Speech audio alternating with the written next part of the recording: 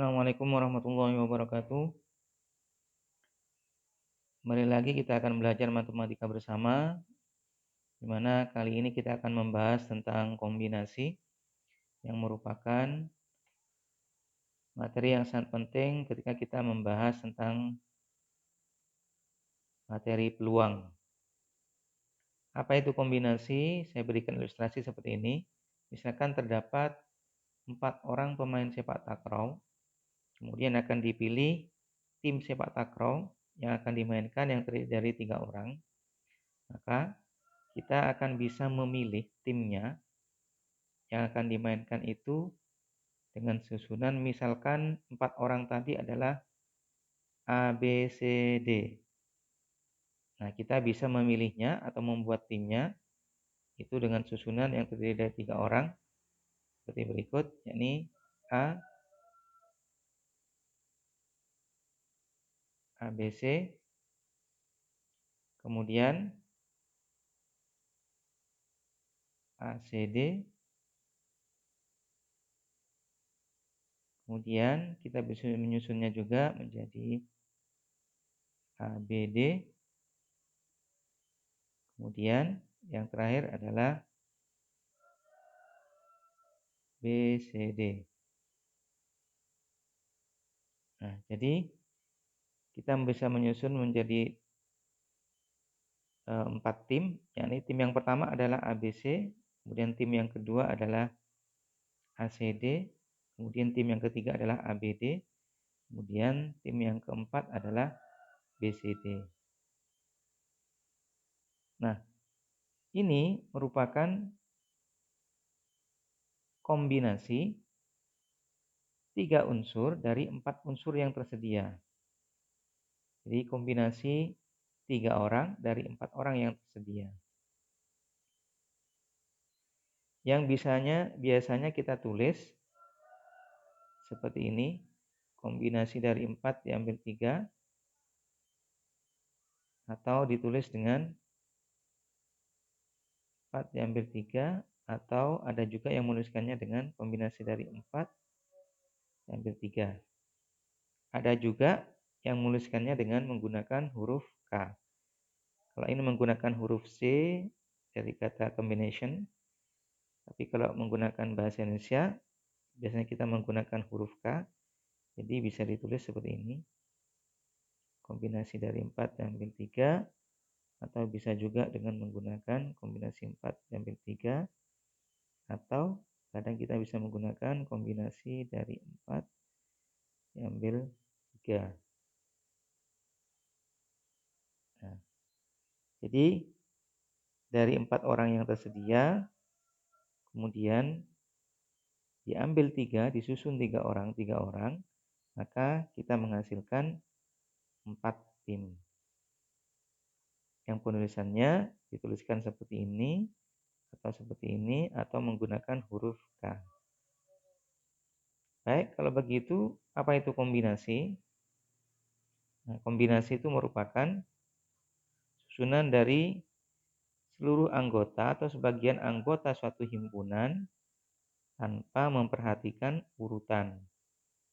Karena kita memilihnya misalkan A, B, C dengan C, B, A atau B, A, C itu merupakan satu tim. Jadi urutannya tidak diperhatikan. Kita memilihnya A, B, C atau C, B, A itu sama saja, yakni satu tim. Itu kombinasi. Nah, sekarang kita akan menentukan kalau misalkan kombinasi dari N unsur yang tersedia, itu diambil R unsur. Maka rumusnya seperti apa nanti? Nah, baik, kita mulai dari kombinasi yang kita dapatkan tadi, dari 4 orang A, B, C, D, itu kita mendapatkan 4 kombinasi. Ada 4 tim yang tadi, yakni ABC, ABD, ACD, kemudian juga BCD. Nah, ini kombinasi dari ABC. Kalau kita tuliskan permutasinya, maka kita dapatkan ABC, ACB, BAC, BCA, CAB, dan CBA. Di mana satu kombinasi itu menghasilkan 6 permutasi. Kemudian ABD juga akan mendapatkan 6 permutasi, yakni ABD, kemudian ADB, kemudian BAD, BDA, DAB, dan DBA. ACD juga demikian, kemudian BCD juga demikian. Sehingga kombinasi dari 4 unsur yang diambil 3 itu kita dapatkan ada 4, sementara permutasi dari 4 unsur diambil 3 kalau kita hitung seluruhnya, maka kita akan mendapatkan 24. Jadi satu kombinasi itu akan menghasilkan 6 permutasi. Sehingga 24 ini itu bisa didapatkan dari 4 dikalikan 6. Di mana 4 itu merupakan kombinasi 4 diambil 3, kemudian dikalikan dengan 6 karena satu kombinasi menghasilkan 6 unsur permutasi. Menghasilkan 6 permutasi. Jadi kita bisa menuliskannya 6 dikalikan dengan kombinasi 4 diambil 3 yang hasilnya tadi adalah 4, itu 24, itu sama dengan permutasi dari 4 diambil 3. Nah, 6 itu bisa kita tuliskan dalam bentuk 3 faktorial. Nah, bisa kita tuliskan dalam bentuk 3 faktorial, sehingga 3 faktorial dikalikan dengan kombinasi 4 diambil 3, itu hasilnya adalah permutasi 4 diambil 3, yang bisa kita tulis rumusnya menjadi 4 faktorial, kemudian dibagi atau per 4 dikurangi dengan 3 faktorial. Sehingga 3 faktorialnya kita pindah ke sebelah kanan, maka akan menjadi pembagi, karena di sini tadi adalah pengali. Sehingga kombinasi dari 4 diambil 3 itu sama dengan 4 faktorial, kemudian per 4 dikurangi 3 faktorial, kemudian per 3 faktorialnya menjadi pembagi 3 faktorial. Nah, 3 faktorial ini adalah 3 faktorial per 1, sehingga pembagian pecahan dengan pecahan kita ubah menjadi perkalian, dengan catatan ini kita balik. Sehingga bentuknya menjadi 4 faktorial per 4 dikurangi dengan 3 faktorial, kemudian dikalikan dengan ini kita balik 1 per 3 faktorial. Kemudian ini saya letakkan di samping, ini dikalikan yang atas dikalikan dengan bawah, 3 faktorialnya saya letakkan di depan. Sehingga bentuknya menjadi 4 faktorial per 3 faktorial dikalikan dengan 4 dikurangi 3 faktorial. Di mana 4 itu merupakan banyaknya, kemudian 3 itu merupakan pengambilannya. Jadi disusunnya menjadi 3 orang tadi. Sehingga kalau kita perhatikan 4 orang yang tersedia kemudian diambil 3, kalau misalkan ada n unsur, hingga permutasi dari n diambil r, itu kita dapatkan kalau berdasarkan dengan ilustrasi tadi, maka sama dengan n faktorial per ini disusunnya, yakni r faktorial, kemudian dikalikan dengan n dikurangi r faktorial. Nah, jadi ini adalah rumus dari permutasi, rumus dari kombinasi dari R diambil, kombinasi dari N unsur yang tersedia diambil R unsur. Sehingga rumusnya adalah N faktorial dibagi dengan R faktorial dikalikan N min R faktorial. Nah, ini rumus dari kombinasi. Kalau permutasi, bedanya hanya terletak pada pembaginya, yakni R faktorialnya tidak ada pada permutasi. Sedangkan pada kombinasi itu ada pembaginya dikalikan dengan R faktorial. Baik, itu rumus daripada kombinasi. Nah, sekarang contoh penggunaannya. Contoh apakah itu permutasi atau bukan, kita bisa melihat nanti dari apakah urutannya diperhatikan atau tidak. Sama dengan permutasi, apakah itu persoalan permutasi, berarti kita harus melihat apakah urutannya diperhatikan atau tidak. Kalau diperhatikan berarti permutasi, sedangkan kalau urutannya tidak diperhatikan adalah kombinasi. Nah, misalkan terdapat 8 orang pemain volleyball, kemudian jika akan dibentuk tim bola voli atau volleyball, maka berapa cara tim tersebut dapat dibentuk. Nah, pemilihan tim itu merupakan kombinasi karena urutannya tidak diperhatikan. Sama dengan seperti yang tadi, seperti yang sepak takraw.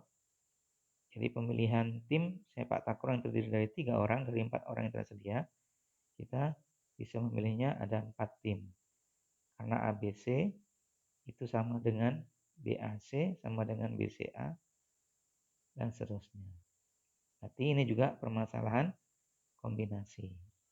Sehingga urutannya tidak diperhatikan. Nah, dari 8 orang berarti yang tersedia ada 8 orang, sehingga nanti kombinasi 8 yang tersedia, kemudian diambil tim bola voli itu terdiri dari 6 orang. Sehingga kombinasi dari 8 diambil 6, sehingga sama dengan 8 faktorial ya dibagi dengan 6 faktorial terus 8 dikurangi 6 faktorial.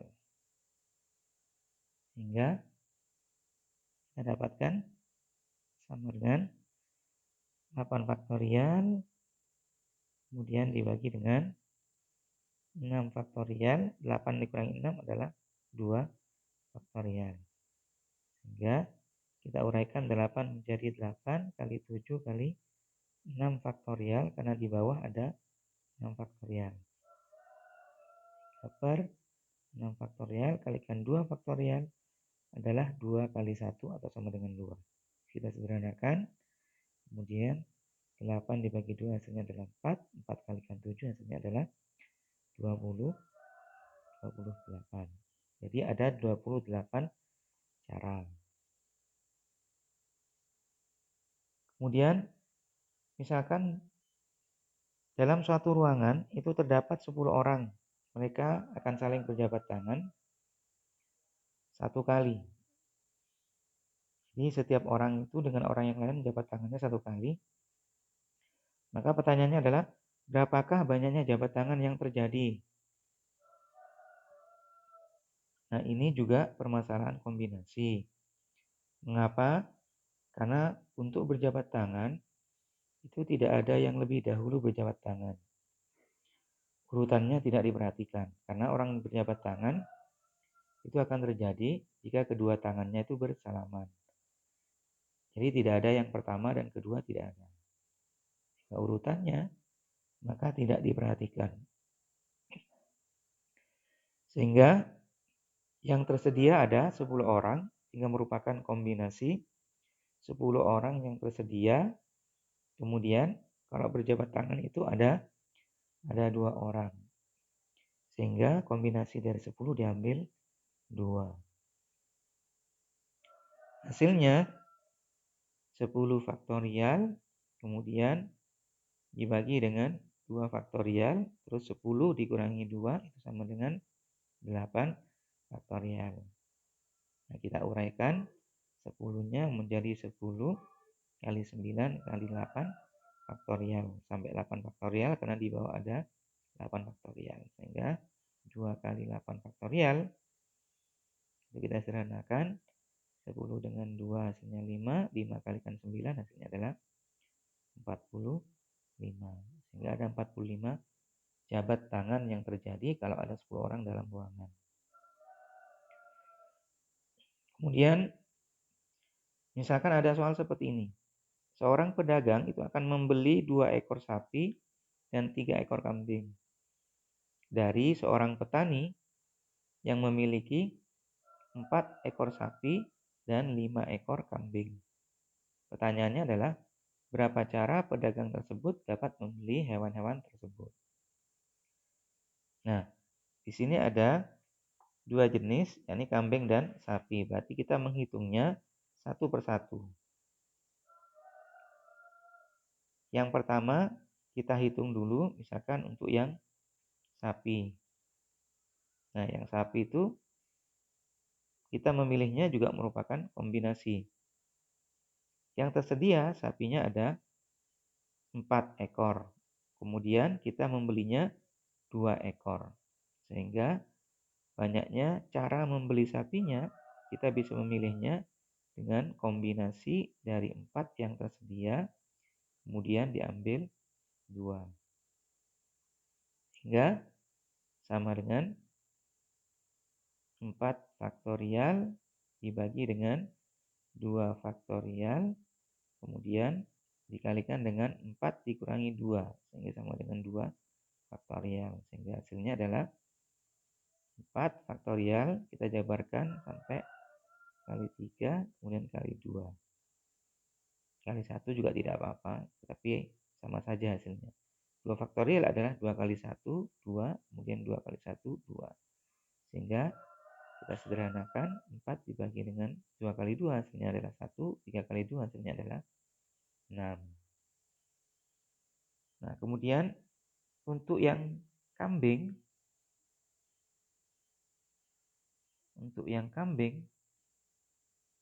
itu juga merupakan kombinasi. Yang tersedia ada 5 ekor kambing. Jadi ada 5 ekor kambing. Kemudian kita membelinya 3 ekor. Jadi merupakan kombinasi dari 5 diambil 3. Sehingga sama dengan 5 faktorial dibagi dengan 3 faktorial. 5 dikurangi 3 itu hasilnya adalah 2 faktorial. Sehingga hasilnya 5 kita urai sampai dengan 4 sampai dengan 3 faktorial. Di sini ada 3 faktorial. 2 faktorial adalah 2 kali 1 atau sama dengan 2. Sehingga kita sederhanakan, 4 dibagi 2 hasilnya adalah 2. 2 kalikan 5 itu sama dengan 10. Nah, menurut prinsip fundamental membilang, gabungan dari 2 kejadian, ini seseorang membeli sapi dan kambing, maka menurut prinsip fundamental membilang, banyaknya cara kombinasi keduanya, gabungan keduanya itu sebanyak dikalikan. Berarti banyaknya cara pedagang tersebut memilih 3 ekor kambing dari 5 ekor kambing dan 2 ekor sapi dari 4 ekor sapi yang tersedia, itu dengan jalan dikalikan. 6 dikalikan 10 berarti 60 cara. Jadi ada 60 cara untuk memilih pembelian hewan ternak tadi. Demikian beberapa contoh dari permasalahan yang merupakan kombinasi.